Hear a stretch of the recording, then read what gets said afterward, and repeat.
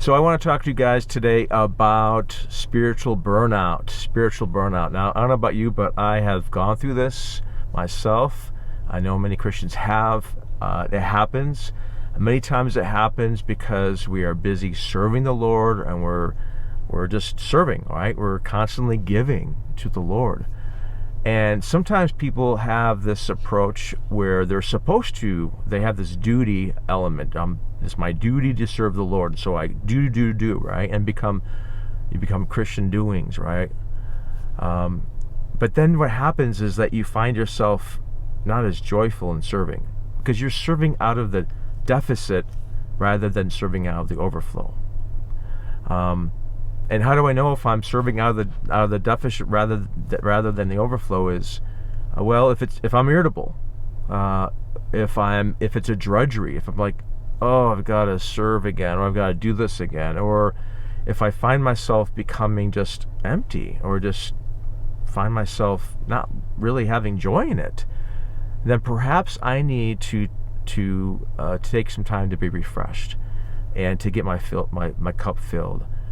Jesus doesn't need us to serve him. Okay, let's just be clear. Jesus is God.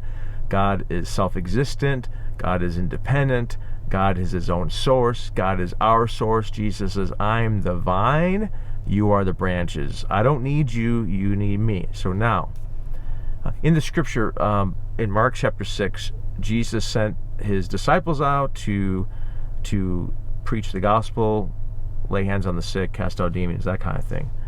And in verse 30 in Mark 6, it says that the apostles came back, they gathered together, told Jesus what they had done and taught. And then in verse 31, it says this: Jesus said to them, come away by yourselves to a secluded place and rest a while. There it is.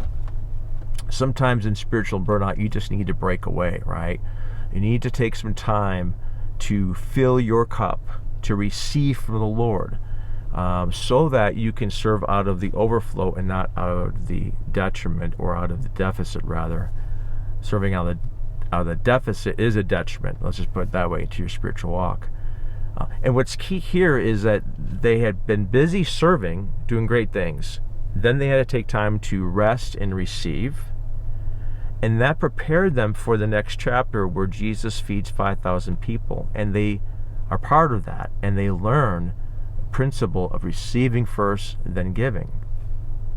So how do I know, again, if I'm serving out of deficit or out of the overflow? Well, if I'm irritable, it's deficit. If I serve with joy, it's out of the overflow. If I'm serving and say, oh, I've got to do this again, well, that's out of deficit. If I serve and say, oh, I can't wait to do this, that's out of overflow. If there's a expectation, anticipation, and joy, it's like, I can't wait till what God's going to do, that's serving out of the overflow. So what do I do? Well, as Jesus told his disciples, come away to a secluded place. Get away.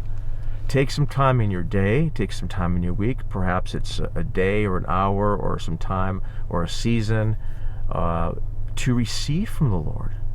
Let it be that Jesus Christ fills your cup, right, before you fill others' cups. Let it be that you don't neglect receiving from him.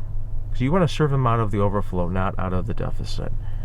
And if you're going through spiritual burnout, take some time to break away.